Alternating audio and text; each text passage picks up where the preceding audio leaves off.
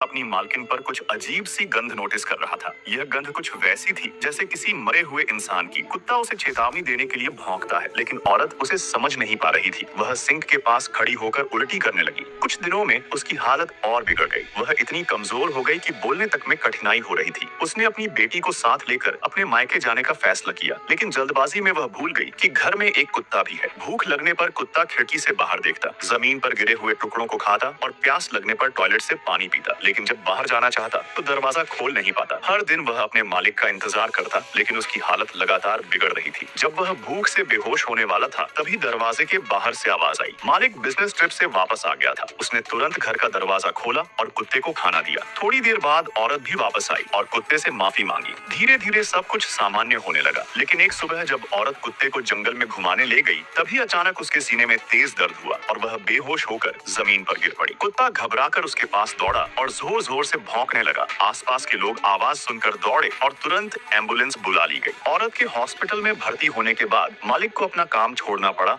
और बेटी की देखभाल की जिम्मेदारी उठानी पड़ी। शुरू में बहुत गलतियां हुई, लेकिन धीरे धीरे उसने अपनी बेटी की जरूरतों का ध्यान रखना सीख लिया। कुछ महीनों बाद ऑपरेशन सफल रहा और औरत अपने माता पिता के घर वापस आई। अब उसने अपने लंबे सुनहरे बाल काट दिए थे और उसका चेहरा पहले से ज्यादा सुस्त हो गया था। कुत्ता हर वक्त उसकी देखभाल में लगा रहता, चाहे वह खुद कितना ही थका हो। वह नींद को नजरअंदाज कर उसकी सुरक्षा में जुटा रहता, लेकिन डॉक्टरों की पूरी कोशिश के बावजूद कैंसर का फैलाव नहीं रोका जा सका। उस रात कुत्ता चुपचाप एक कोने में बैठा अपनी मालकिन को देख रहा था। औरत ने मुस्कुराते हुए उससे कहा, अब मुझे मौत से डर नहीं लगता। आने वाले दिनों में तुम अपनी छोटी बहन का ध्यान रखना। कुत्ता धीरे धीरे उसके करीब गया और उसके हाथ को सूंघने लगा। उसे महसूस हो रहा था कि यह उसकी मालकिन का आखिरी अलविदा है। अगली सुबह औरत हमेशा के लिए सो गई। मालिक और कुत्ता गहरी उदासी में डूब गए। फिर भी वह हर दिन उसकी बेटी के पास रहता, जैसे कि उसने अपनी मालकिन से किया हुआ वादा निभाने की ठानी हो। वैसे क्या आपने कभी अपने पालतू जानवर की ऐसी वफादारी देखी है? वीडियो को लाइक करके अपनी राय नीचे कमेंट में जरूर बताएं।